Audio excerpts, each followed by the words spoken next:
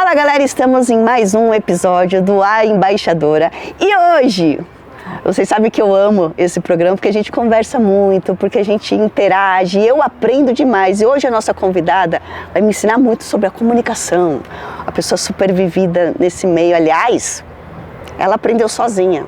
Tem pessoas que estudam e tal, no meu caso, né? Tem que aprender, não, ela aprendeu assim, autodidata. Mas hoje eu trouxe aqui uma pessoa que eu admiro demais desde sempre. A gente aprende a escutar a voz antes de ver a pessoa e é muito legal isso quando a gente sabe quem é a pessoa pela voz, mas não sabe como ela é fisicamente, né? Estou falando do quê? De uma pessoa que trabalhou e trabalha há muitos anos na comunicação, mas principalmente no rádio. Na rádio ou no rádio? Eu vou perguntar para ela porque às vezes eu fico confusa. Seja muito bem-vinda, Patrícia Liberato. Tudo bem? Na rádio ou no rádio? Tanto faz. Destravamos uma No veículo dúvida. Rádio ou na emissora de radiodifusão. Então pode ser qualquer uma das duas. Bom, porque a gente sempre fala na rádio, no rádio, na rádio. Então já destravamos essa grande dúvida. Seja muito bem-vinda. Obrigada, Mi. Aqui, ó, pé na areia. Nossa, não tem a amei. caipirinha, água de coco a gente consegue, mas uma caipirinha vai ficar faltando. Eu não bebo também, tá tudo certo. Porque, né, é samba isso daí? Samba cantado pelo Diogo Nogueira e por um monte de gente. Essa música é sensacional. Lindona, muito obrigada de ter arrumado um tempinho para estar aqui com a gente, conversando um pouquinho, falando sobre a vida, trabalho, projetos, futuro, sonhos, Eu enfim. que agradeço o convite, fiquei lisonjadíssima. Eu estava te falando aqui fora do ar, eu lembro de você na capa da Capricho. Eita, faz tempo. Linda, na Malhação.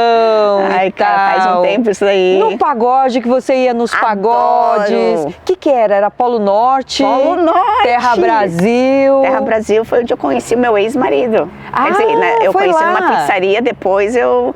Que legal. A gente foi pro, que era do Vampeta, pode ser? O do Vampeta era o Terra Brasil, na Vila Maria. Na Vila Maria, era Aí esse. tinha Polo Norte, que os meninos do Arte Popular faziam lá. E tinha também o Consulado da Cerveja. Consulado da Cerveja. Na Zona Norte. É verdade, eu sempre fui meio pagodeira mesmo. Eu lembro de você nas fotos da revista Cavaco, que o pessoal, que era o que hoje acontece nas redes sociais, na revista Cavaco mostrava as celebridades que passavam nas rodas de samba e você era uma que aparecia. Que maneiro. E a gente falava, poxa, que legal. E tinha muitos jogos de futebol, o pagodeiro sempre, né? Verdade. Amava jogar futebol, e tinha esses jogos, eu sempre era convidada para participar desses jogos. Ô, Paty, você é uruguaia? Uruguaia, eu nasci em Montevidéu, torcedora do Peñarol. Caramba! E aí vim para o Brasil super pequena, com 2 anos. Minha mãe separou, veio aqui para o Brasil. A gente veio para cá porque eu tenho um tio que toca até hoje, ele é contrabaixista e na época ele trabalhava na Rede Record com o Chacrinha. Ele era músico da banda do Chacrinha. E aí ele falou, gente, vem para cá porque São Paulo é o lugar, tal. E aí, no fim, minha mãe veio, minha avó, meus outros tios, minha família acabou vindo toda pra cá. A família toda agora tá cá? Todo mundo aqui. Tá cá. Eu já tô falando meu espanhol. Aí, eu sou brasileira, não sei por que eu falei assim, gente. Eu vivi muitos anos na Espanha. Você viveu na Espanha, né? Mas que maneira, a família inteira. E qual bairro daqui? A gente começou morando no centro, na 9 de julho, aí depois nós fomos morando em um monte de lugar, moramos em Pinheiros, ali perto moramos na Rua Lisboa, perto ali da Henrique Schalma. Aí minha mãe casou de novo, aí a gente acabou indo morar em Carapicuíba, na Coab. Olha! E aí eu acabei crescendo. É do netinho, não é? Exatamente, essa. Eu conheci o neto depois, mas eu cresci nessa Coab de Carapicuíba, que foi onde eu conheci samba, foi onde eu conheci samba rock, onde eu conheci black music e tal, e cresci ali. Aí depois nós fomos morar no interior, porque o meu padrasto é de uma cidade da divisa com o Paraná, chamada Itararé, e a gente foi morou em Salto de Itu, aí morou em Itapeva, que foi onde comecei a fazer rádio, depois Itararé, que já é divisa com o Paraná. Aí minha família voltou para Sorocaba, que meu pai é aposentado dos Correios, ele gerenciava uma agência lá. E aí eu vim para São Paulo morar com a minha tia em Osasco e voltei a fazer rádio aqui em São Paulo. Foi quando eu comecei a trabalhar com pagode. Caraca, olha... Uma volta, uma vida cigana. E esse interesse por locução? Você com 14 anos já começou? Eu fui conhecer... Tem alguém que te inspirou? Não, eu tenho essa família de músicos, né? Mas, assim, eu não tinha um aparelho de rádio. Às vezes eu falo dessa história e é muito louco, porque todo mundo pergunta, você tem um locutor que te inspirou? Sim, normalmente. Não, mas assim, é porque eu sempre gostei de música. E aí eu fui conhecer uma rádio lá em Itapeva e no fim, a hora que eu pisei na rádio, que eu senti aquela atmosfera, eu falei, é isso aqui, entendeu? E aí, que legal. Nunca mais consegui sair disso. E como foi assim, eu acho que quando você, por mais que você tivesse entrado na rádio, gosta de música e tal, mas fazer disso a sua profissão é um longo caminho. Então, você sabia como funcionava, o que deveria fazer, qual era o seu objetivo? Eu sabia que eu queria estar perto do lugar que tinha música. Minha mãe sempre falou assim pra mim, você precisa trabalhar em algum lugar que tenha música, uma loja de discos. Sim. E não sei o que lá, tal. Eu falava, será, mãe?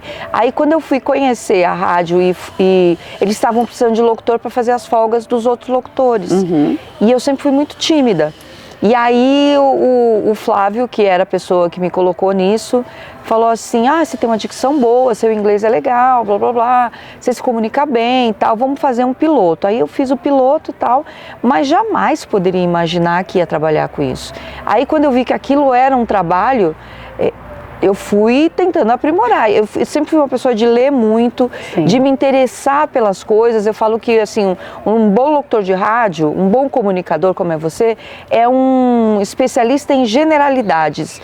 A gente até pode ter alguma especialidade em alguma coisa, mas a gente sempre pega um pouquinho de cada coisa, assim, porque você tem que trocar com as outras pessoas. E geralmente cada pessoa tem o seu mundo próprio, né? O seu habitat, o seu ambiente e tal. E aí, para você poder ter uma boa comunicação com as pessoas, você começa uma conversa sobre algum assunto de futebol com uma pessoa, Sim. de rádio com outra, de cinegrafia com outra, e assim você vai. Então, se você tiver um pouquinho de repertório em vários assuntos, você consegue ter uma boa comunicação, Sim. né? E aí foi onde eu comecei a entrar nisso. O meu pai mesmo, meu padrasto, eu chamo ele de pai, e ele só entendeu meu trabalho há pouco tempo atrás. Sério? Tipo, há pouco tempo? Há uns 10 anos. Eu tenho 40 de profissão. Caraca. Há uns 10 anos que ele entendeu que era ser realmente uma locutora de rádio. Mas assim, eu fui aprimorando com o tempo, fui entendendo, fui fazendo a locução e fui vendo como é que a minha voz ficava mais gostosa de ser ouvida, ficava o tipo de, se eu falava mais, se eu falava menos, falar sorrindo, a emissão da voz fica melhor. Então assim, você vai pegando conforme o tempo vai passando e você vai exercitando, que eu acho que é como você faz com o corpo, na comunicação é a mesma coisa, você vai exercitando, testando e você fala, isso aqui é legal, isso aqui não é. E pensando assim, a voz muda, né, de 14 anos para agora. Muda. Eu vi uma entrevista esses dias, gente, eu tenho até vergonha, até postei, uma entrevista que eu tô dando, logo, sei lá, eu era casada ainda, eu tô falando isso, né, casada ainda, gente, pelo menos há 20 e poucos anos atrás. Eu dando uma entrevista e minha voz... Minha voz já é uma voz que todo mundo fala, nossa, eu te reconheci pela voz, eu devo ter uma voz muito marcante. Se é boa ou ruim, não sei. Mas é uma voz marcante, porque muitas pessoas falam disso. O seu jeito de falar sempre foi diferente. A maneira muda muito, porque as pregas vocais são músculos. E conforme o tempo vai passando, você vai, como o coração é um músculo, as pregas vocais também são músculos. Então, conforme você vai falando ao longo do período da vida, ele vai fortalecendo e o timbre vai ficando mais grosso. Qualquer pessoa tem essa capacidade pelo timbre de voz. Hoje em dia, se eu quiser ser uma comunicadora, se eu quero uma locutora, né? Comunicadora, a gente já é. Né? A gente se fala Geminiana, então, com Gêmeos, é muito comunicadora, né? Eu sou Gêmeos, ascendente Gêmeos. Ele tá falando aqui que eu sou 4, entendeu? Várias pessoas falando. Mas isso é estudado, exercitado. Ou hoje, com aquela coisa da inteligência artificial, aparelhinhos e tal, isso hoje é possível? As duas coisas. Por exemplo, sabe a Kátia, que era apresentadora da Band e agora tá na Globo, fez o Dança dos Famosos. Fonseca, maravilhosa. Kátia Fonseca. Você pode prestar atenção que a Kátia tinha um timbre de voz no começo da carreira quando era na Gazeta. Tanto é que o ex-marido dela é locutor de rádio também. Sim. E aí a Kátia eu fiquei sabendo que ela fez fono. E aí ela baixou o tom. O tom de voz dela ficou menos estridente. Ela tinha um tom de voz mais estridente do meio para o fim da frase, se você prestar atenção no começo das falas da época que ela fazia a TV, o Mulheres, sim, na TV Gazeta. E depois ela foi exercitando, ela baixou o tom, mas isso foi exercício de fonoaudiologia. Então você tem como exercitar e trabalhar o tom da sua voz. Que legal, porque normalmente a gente vai para uma fono, o Ronald mesmo fez fono, mas por pronúncia, sim, mais do que timbre de voz. Então, sei lá, ele falava por causa do espanhol, do italiano, ele nasceu na Itália, depois foi morar na Espanha, estudou num colégio, né, inglês, na verdade, era britânico, e em casa falava português. Então, imagina, o pobrezinho, gente, desculpa, meu filho. Mas hoje ele só não fala o italiano, mas o espanhol, inglês e português perfeitamente.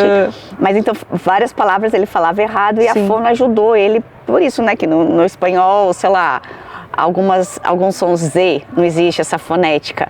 É porque tem os dentes, a língua no meio dos dentes e tal. A gente não tem esse conhecimento de que a fono é tão importante. Verdade. Na formação de uma criança, principalmente, que está ali nas nossas primeiras palavras, mas eu não achava que também podia mudar timbre de voz. Timbre a gente consegue dar uma ajustada nele para ficar melhor das pessoas sentirem você, ainda mais assim, quando é muito agudo, aí fica mais complicado. E com a inteligência artificial, tem a clonagem da voz, né? Nossa, isso me dá um medo, gente. Isso é meio complicado. Antigamente, assim, Paty, eu falava assim, Milene, falaram que você falou não sei o quê. Aí eu falava assim, você viu a minha cara falando?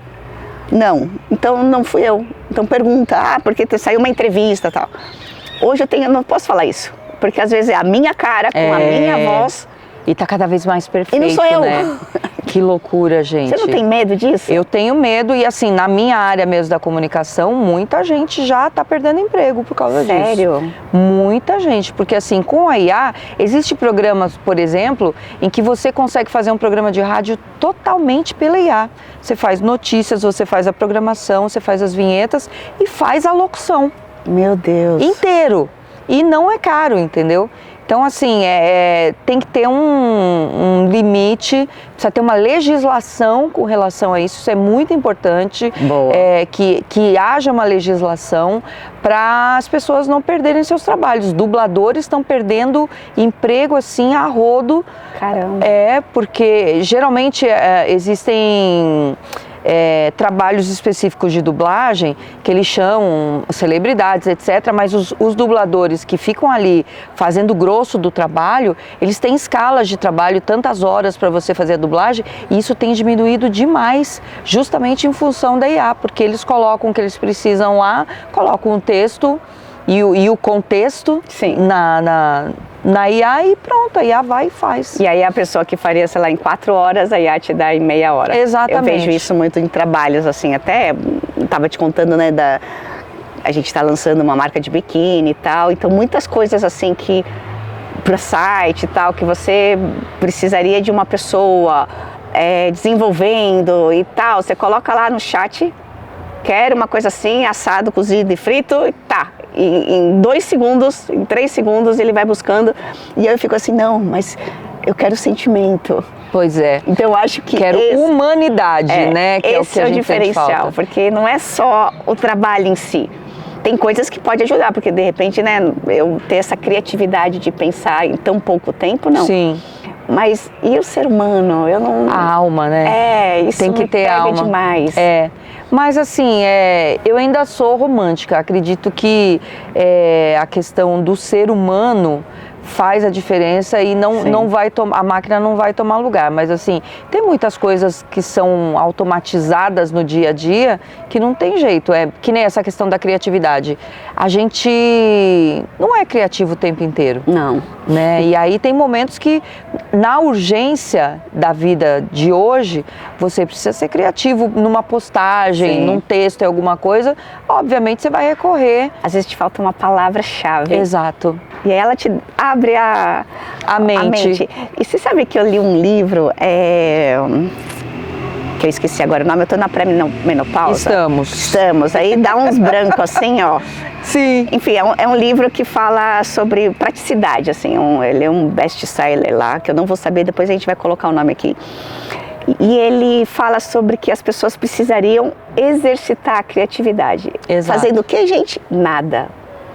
Então você tá em casa, pô, eu vou ficar 2 horas aqui descansando a mente para vir a criatividade. É o famoso ócio criativo. Só que isso na nossa sociedade e até para nós mesmos dá culpa.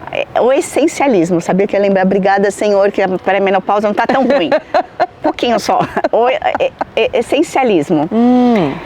E a gente se cobra que a gente está sendo improdutivo. Exato. Então a gente não está sendo bom para nós mesmos nem para os outros, porque você está improdutivo em ficar ali 2 horas fazendo nada.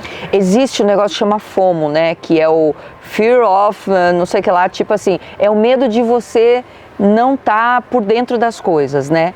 E aí eu sempre fui muito ativa intelectualmente para poder ter assuntos para poder falar na rádio.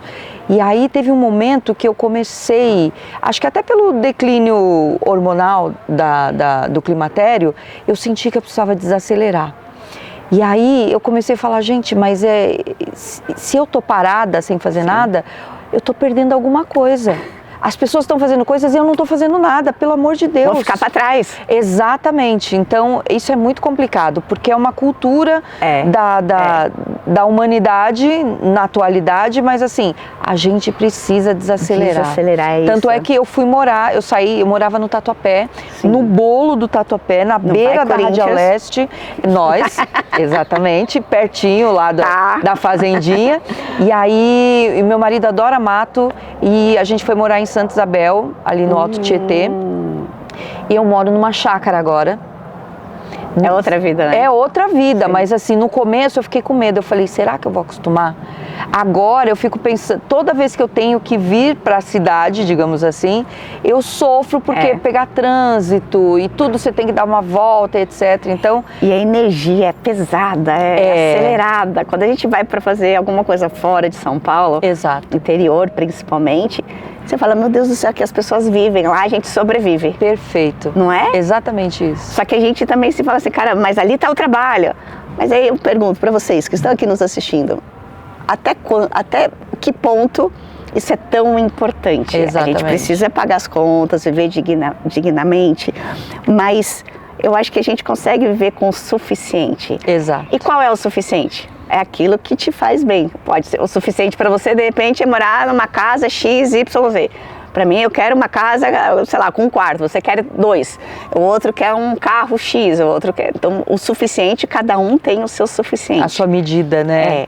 Mas a gente tá nessa parada do acelerado. Então... Preciso fazer, comprar, pagar. E não tá vivendo. Eu várias vezes, quando, tipo, tô no mercado conversando com alguém, não sei o que lá, e aí alguém fala assim pra mim, ai, essa correria, principalmente final de ano, né? De agora, de outubro pra dezembro, fica aquela coisa mais acelerada, e aí fica todo mundo, essa correria e tal. E muitas vezes eu paro assim, falo com a pessoa, e geralmente pessoa que eu nunca vi na vida, falo, mas pra que a gente tá correndo tanto? Aí muitas vezes a pessoa para e fica me olhando assim, entendeu? Porque eu acho que é um questionamento que tem que ser feito. Pra quê e por quê? Qual é o objetivo disso? Qual é o seu objetivo? Que nem eu desacelerei muito desde a pandemia. Um pouquinho antes da pandemia, eu lembro quando eu saí da Transcontinental, eu falei que eu pedi demissão, pedi para sair porque eu queria viver, porque eu vivia em função do meu trabalho, porque aquilo era importante para mim, em vários sentidos, financeiro, pessoal, profissional, familiar, tudo aquilo me completava. Só que chegou num ponto que aquilo foi tão intenso para mim, e eu tenho essa característica de ser muito intensa nas coisas que eu faço, que aquilo começou a me fazer mal. Eu fiquei diabética, eu tive problemas de refluxo, tive uma série de questões de saúde que eu falei, eu preciso desacelerar, tá errado isso aqui. E outra, eu senti que eu não estava mais feliz com o que eu estava fazendo. Isso é importantíssimo, galera. Quando uma coisa que você faz... Com amor, eu fazia com muito amor. Se você está se sacrificando, digamos assim, mas isso te traz um retorno pessoal, enfim, eu acho que são ciclos na vida. Exato. Então você tá lá, naquele momento aquilo era importante, eu me sinto bem e tal. Mas quando perde essa essência de que você é feliz fazendo aquilo, não faz mais sentido. Não faz você sentido. Sofrer. E foi o que aconteceu comigo. Eu tava Tinha dias que eu começava a trabalhar chorando. Caramba, porque chegou nesse ponto. Cheguei nesse ponto. Até que um dia eu cheguei pro dono da rádio e falei, olha, você pode me demitir? Eu não quero mais ficar. Ah, mas o que aconteceu? Eu falei, não quero mais ficar, não tô feliz. Aí eu fui procurar fazer outras coisas e eu acho que a internet possibilitou isso pra gente, né? Essa coisa mobile faz com que você possa trabalhar onde você tá, onde você quer e achar outras realidades pra sua vida, né? Então assim, agora eu tenho a minha rádio web, aí ontem eu fui cobrir, por exemplo, a gravação do Gabi lá no Guarujá, aí eu faço gravações para uma rádio em São José dos Campos, tal, e isso me permite experienciar, vivenciar outras coisas que o ficar no rádio em si até então não me permitiam. Eu tinha que estar lá sempre em determinado horário, em determinados dias, tal, e aquilo foi me aprisionando. Então hoje assim eu me sinto muito mais feliz podendo ter essa mobilidade, essa liberdade. Tem alguma coisa assim que você lembra, algum perrengue importante que tenha passado dentro de uma rádio, porque é ao vivo, né? Ao vivo. Então assim, sei lá, ligação de alguém. Ah, sim. Não, ouvinte ligando, falando palavrão, na zoeira. Ouvinte que manda alô para aquelas pegadinhas que os caras fazem, né? De nomes, Com sobrenomes. Exatamente, gente, esse mesmo. Eu caí uma vez nessa, gente. Eu já caí algumas. Aí na hora, assim, no primeiro eu li, no segundo eu já parei. Ainda fala pra eles, não, na bunda. Exatamente. Aí eu paro, falei, ai, Milene Domingues. E tá lá, né? Passou. Caiu na net, né? Já era. No rádio tinha essa coisa que as pessoas estavam, porque a audiência no rádio era muito grande. Sim. A gente esperava o momento de tocar aquela música, você tá lá para gravar. Exato. Eu lembro dessas memórias afetivas de estar com meus irmãos, esperando a música lá passar para que a gente pudesse gravar naquele momento, as fitas tudo super... Fita cassete, super organizadas, né? Que legal. Por cantor e tal, né? Por artista. Então, ou seja, hoje a internet caiu na rede e já era. Mas no rádio você ainda tem essa coisa que não vai estar... Mas você sabe que tem uns ouvintes que são tão ligados, assim, aqueles costumeiros de todos os santos dias, que tinha ouvintes que falavam assim, ontem aconteceu não sei o quê, né? Não sei o quê, e você querendo apagar e a pessoa lembrando. Às vezes a pessoa tinha a oportunidade dali 2, 3 dias de entrar no ar, ela falava assim, nossa, eu ouvi o fulano que fez tal coisa tal dia, não sei o que lá. Aí você dá risada, brinca tal, e enfim, passa por cima. Ou então, assim, se foi um negócio... Aí você tem que saber reverter também isso, né? Aí você vai na zoeira também e acaba... Assume, né? Eu sempre pensei, aconteceu algum perrengue, assume. Exato. E segue o jogo. Exatamente. Não finge que não aconteceu. Sempre me instruíram a isso, Mas eu falei, eu seria assim mesmo, gente, porque eu não sei nem fingir que não aconteceu. Eu ia dar risada e tal, e segue o jogo. Ô Paty, mudou muito o que é o público de rádio, e que hoje você com a sua web rádio é outro público, porque hoje eu vejo que, sei lá, meu filho é da música, ele consome muita música, mas eu não creio que ele escute rádio. Aliás, eu vou até perguntar pro Ronald se ele escuta rádio, gente. Ele escuta uma rádio. Rádio Disney. Ele foi, aliás, eu vim... Mostrei isso aqui pra Milene, gente. Gente. Eu vim fazer uma homenagem. Olha isso aqui. Ai, meu Deus. Buiú, Ronald, um beijo pra vocês. Ó, eu ganhei essa camiseta no dia... E que menino, gente, pelo amor de Deus. Eu ganhei essa camiseta, tô até cobrindo o microfone, no dia em que o Ronald foi fazer um piloto comigo lá na Rádio Disney. A gente ainda tá numa negociação de tentar levar o Ronald pra fazer um programa de música eletrônica. Que maneira. Lá na Rádio Disney. E aí, eu acho que ele teve que fazer a lição de casa, porque na hora do piloto ele falou os slogans, tudo bonitinho da rádio e tal. Quando ele se propõe a fazer uma coisa... E ele mandou super bem, viu? Ó, beijo da tia, vai dar certo ainda, viu? Tão bom escutar elogios de filho, gente. A gente se sente verdade. Feliz como trabalho feito, sabe? E foi muito bem feito. Amém, Parabéns, obrigada. porque ele é sensacional. Então, tem isso, né? Tem uma geração que está redescobrindo o rádio. Que é essa geração 25, mais ou menos. E a geração anterior, assim, de 15 até os 25, é mais o streaming mesmo, né? Eles vão para os aplicativos, Sim. etc. Ou então, quando é muito pequeno, ouve com os pais. Ouve no carro quando está indo para a escola, quando está indo para algum lugar, a mãe está ouvindo, o pai está ouvindo. A Rádio Disney, por exemplo, é um exemplo disso, assim, é uma rádio que a família inteira ouve e a programação, a plástica da rádio é pensada exatamente para isso, para ser a família. Tira-se os palavrões das músicas, não se fala de bebida, de sexo, etc, tal, que é justamente para ficar um ambiente agradável para a família inteira poder ouvir. E aí, mas o principal público de rádio é 30 a mais, 30 a 60, vamos dizer assim. E aí, antigamente não, eu costumo dizer, eu aprendi com o Zé Américo do Café com Bobagem, um amigo meu, que o rádio era a nossa internet, e era mesmo, na adolescência, anos 80, anos 90 tal. Aí 2000, 2010 foi quando tudo começou a mudar. Mas é isso, normalmente o maior público de rádio é 25, 30 para mais, até 60, 50, 60, e aí tem essa fase agora que a galera está redescobrindo o rádio. Eu acho sensacional. E eu acho que era uma oportunidade assim de a gente conhecer o artista na íntegra, né? Porque não tinha muito essa coisa de você ter tanto contato. Hoje a internet te proporciona isso, você sabe onde ele vai ter o show e tal. Antes tudo era... A nossa internet era essa. Exato. Onde ia ter show, que horas ia ser, em que cidade, qual a música que ele está lançando. A entrevista que ele deu contando curiosidades, tá? Hoje cada pessoa no planeta tem seu próprio rádio, sua própria TV na palma da mão, né? E aí vai de você direcionar, apesar que assim, muitas vezes a gente acha que conhece a pessoa ali pela rede social e a pessoa só conhece o que a gente quer que a pessoa conheça, na verdade, né?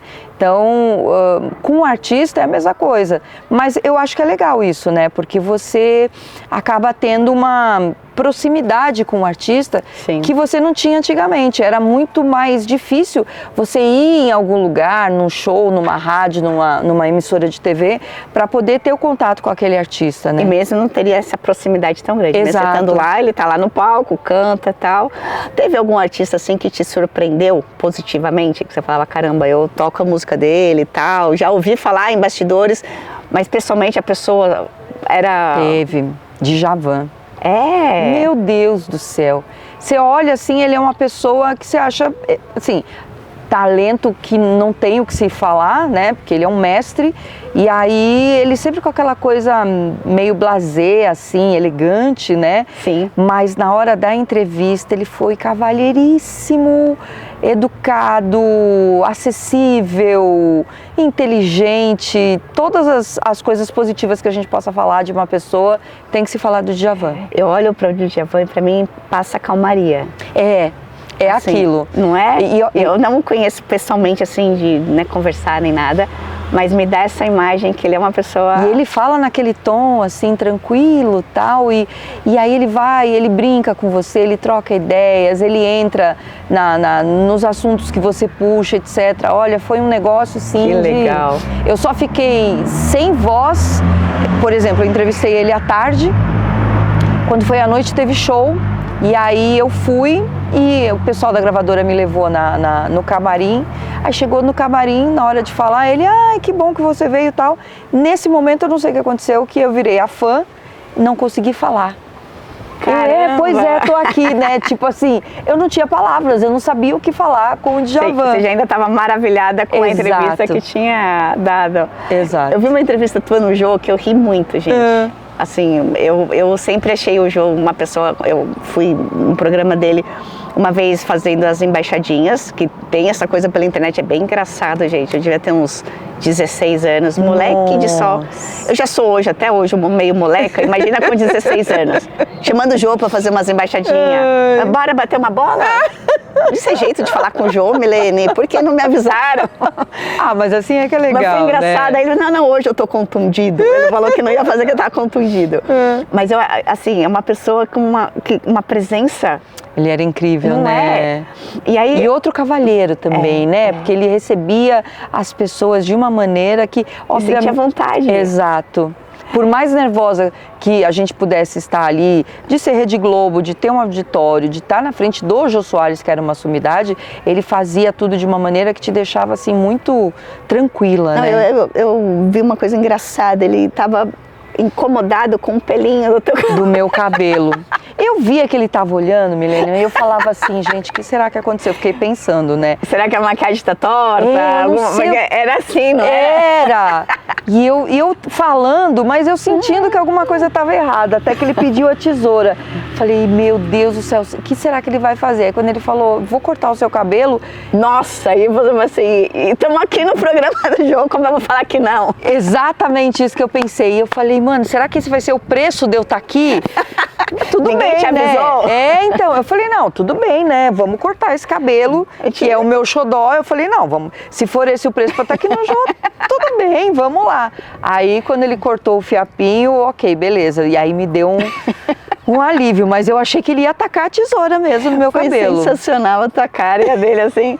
E aí depois ele contando, né, dessa coisa que ele não estava conseguindo prestar atenção na... Que loucura, né? E acontece mesmo, às vezes você tá olhando pra pessoa, tem um fio de sobrancelha, tem um cabelo, tem uma sujeira no dente, alguma coisa, que aquilo vai te incomodando e... Tem uma história tua com a azeitona. Era azeitona do Bezerra da Silva. Outro dia eu fui apresentar um evento e o rapaz, meu ouvinte, falou assim, conta a história da azeitona do Bezerra. Eu falei, não, é que é o seguinte, o Bezerra era uma graça, um amor, simpático, tudo. E aí tinha uma churrascaria perto da Avenida Pompeia, de esquina. Acho que a maioria dos atletas iam lá. Eu acho que sim, porque era descendo o viaduto, sim. Aí tem o McDonald's ali, a churrascaria, eu nem sei o que, acho que é uma academia que tem hoje. E aí eu almoçava muito lá no final de semana e tava lá, encontrei o Bezerra, tava ele com a Regina, a mulher dele. Aí eu sentada e ele veio falar comigo, ô, minha comadre, tudo bem, não sei o que e tal. E aí, Bezerra, e eu ia levantar, fui fazer a menção de levantar, ele, não, fica aí e tal. E aí começou a falar umas coisas que estava gravando música não sei o quê, que foi pro Rio, que voltou para São Paulo. E conforme ele falava tudo isso, ele estava com azeitona na boca, porque ele levantou, estava almoçando, levantou e deixou a azeitona na boca. Mas... ele não tirou a azeitona da boca, ele não mordeu a azeitona, e aquela azeitona, conforme ele falava, e eu de baixo, azeitona, Milene, a azeitona, ela fazia uns looping dentro da boca dele. E aquilo me deu agonia. Eu até hoje eu não sei o que foi que o Bezerra falou exatamente pra mim, porque eu só prestava atenção na bendita da azeitona, entendeu? E terminou a conversa, ele não comeu a azeitona. Não comeu, aí ele voltou pra mesa dele, continuou, e até hoje eu não sei o que foi que ele falou pra mim. É impressionante. A hora que você falou isso, eu vi do Jô, eu falei, caraca, era exatamente. Então você entendeu o que estava acontecendo exatamente. Com ele. Foi isso aí. E tem uma história bem legal também que você conta do Tim Maia. Porque pra gente, é muito engraçado, porque você fala desses artistas, pra você eram basicamente amigos, porque são pessoas que você convivia e num ambiente diferente do trabalho, no sentido de que assim, você estava com ele nos bastidores, você não estava lá só na frente do palco apresentando um show, você vivia o que era o ser humano. É como você com jogadores, que a gente não tem ideia, a gente vê os ídolos, mas não sabe como eles são, assim... No dia, bora pra uma churrascaria. Exato. O Tim Maia foi assim, teve um show na Penha, e meu marido é da Penha, depois eu fiquei sabendo dos lugares que ele frequentava, tal, apesar que meu marido é bem mais novo que eu. E aí era uma casa que tinha na Penha que contrataram, tava um dia bonito que nem hoje assim, e era um domingo. E eu fui contratada para apresentar esse show. Sim. Eles tinham comprado anúncios comigo, etc, mais a apresentação e tal. Só que aí cheguei cedo. Aí as horas foram passando e nada da galera, nada. Até que tipo passou umas 3 horas depois do horário combinado e não veio ninguém. E eu sentada com ele e tal, trocando ideia com o Tim Maia e tal, porque o Tim Maia tinha um folclore de que o Tim Maia não ia nos shows. Sim, eu já ouvi falar disso. E realmente também. Teve muitos shows que ele não ia, ele deu cano nos shows. Caramba. Então o pessoal não foi no show achando que era folclore, que ele não ia. Mas ele estava lá. E eu fiquei lá com ele, assim, trocando ideia e tal. E ele falou, tá vendo? Aí o povo acha que eu não venho, ó, eu tô aqui e não vem ninguém, não sei o quê. Tava eu e ele, o dono da casa e um segurança. E a galera não foi. Porque achou que ele não... Achou que ele não ia. Essa história dos 3 porquinhos, né? Quando o lobo apareceu, já ninguém acreditou. Exatamente. E Tim Maia, eu sempre assim, a gente sempre conhecia as músicas, os bastidores não, mas minha mãe conta muito de coisas assim, de entrevistas, que ele tinha uma vida meio louca. Sim. E pra mim, eu não consigo... Imaginar? Até pela música, assim, eu não consigo... Não junta uma coisa na outra, né? Como 2 personalidades tão diferentes. É verdade. Mas assim, às vezes que eu encontrei com ele, assim, olha, tranquilo. Quem sempre me contou muitas histórias muito doidas do Tim Maia era o Arnaldo Sacomani. Caramba, esse tinha a história, hein? Que o Arnaldo Sacomani, ele sempre foi de rádio também, né? Sim. Apesar que o povo conhecia ele da televisão, do Ídolos, do SBT. Eu cheguei nesse programa. Você foi no Ídolos? Fazer embaixadinha. Ah, que legal! E o Sacomani, com certeza, foi uma simpatia com você, que ele era um amor. Muita. Porque ele tinha um personagem de ser ranzinza, mas ele não era ranzinza. Não, por nada. Ele era também cavalheiríssimo. Tipo, como chama? O Jacan. O Jacan não é daquele jeito? Todo mundo acha que ele é bravão e tal. Eu já tive a oportunidade, ele é corintiano. Ele é corintiano? Ah, que bom. E aí, de conversar assim nos bastidores e tal, um amor de pessoa. Olha. O Neto, grande Neto. Eu amo o Neto. Também tem essa coisa de, né, o programa e grita, fala as palavras e tal. Pessoalmente ele fala baixo, minha gente, Neto fala baixo. É verdade. Eu trabalhei na Band, né? Sim. Na Band FM. E aí eu cruzava às vezes ali na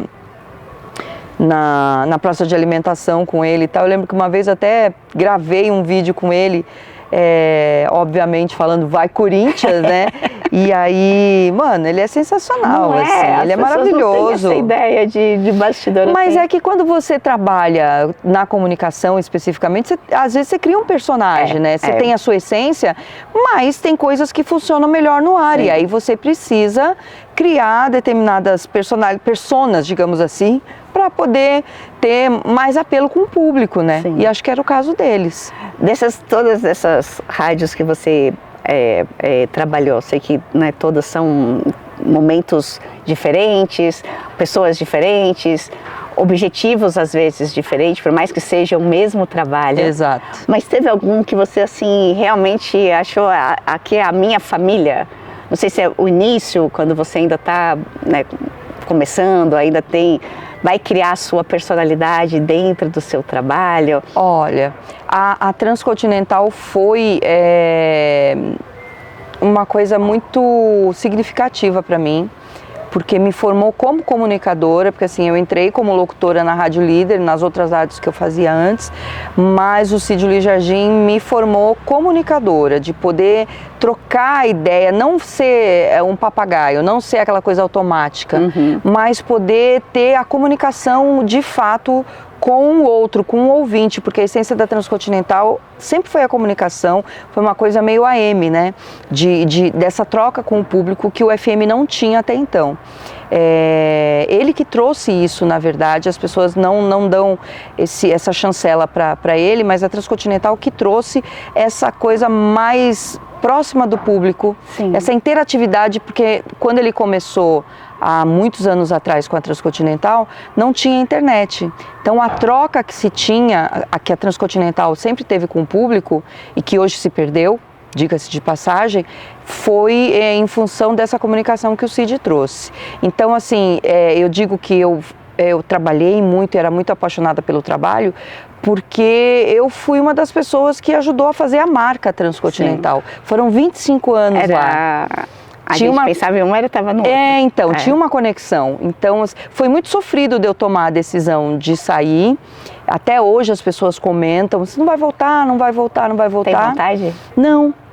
Para mim, assim, terminou um ciclo. Fechou. Fechou, entendeu? Então, assim, sou muito grata a tudo que eu vivi lá, tudo que eu aprendi, tudo que eu experienciei, enfim, todos os trabalhos. Minha vida é antes e depois da Transcontinental, mas não tenho vontade de voltar. A Band foi uma experiência que eu tinha que passar, porque assim, era a rádio que eu ouvia na adolescência, então era um desejo meu e eu fiquei o tempo suficiente que eu tinha que ficar, porque eu até na pandemia eu fui para casa, eu sou diabética, e aí eu acabei não ficando no ar, o pessoal todo trabalhando e eu não podia ir trabalhar. Sim. E aí, enfim, passou aquela fase, tiveram várias outras rádios e a Rádio Disney, que eu pedi demissão do ar, de fazer a locução todos os dias, mas eu ainda gravo para eles os conteúdos do meu segmento, que é samba e pagode. Sim. Então a gente tem uma ligação ainda e assim, a Rádio Disney é uma rádio que tem a ver com a minha realidade desde sempre, porém agora, nessa fase mais calma profissionalmente, digamos assim, ela tem mais a ver ainda, porque é uma rádio que fala com a família, uma rádio que tem valores muito, não digo rígidos, mas assim, que tem a ver com os meus valores. Sim. De falar a verdade, de não passar a perna nas pessoas, de não tirar vantagem, de ser uma coisa do padrão Disney, né? Porque a Rádio Disney, ela é do Grupo Camargo, que tem a 89, que tem agora a Transamérica, que tem a Alfa e tal, mas o padrão Disney, que é a marca que a rádio leva, tem a ver com tudo que eu sempre acreditei, que é essa coisa de você ser uma pessoa do bem, uma pessoa... Sim. Erros todo mundo tem, mas assim, tentar fazer as coisas da melhor maneira possível, sem querer se dar bem em cima de outras pessoas, fazer as coisas erradas e não sei o que e tal. Então, não é ser Caxias, entendeu? Não é ser... eu sou meio sistemática, mas assim, eu acredito que você tem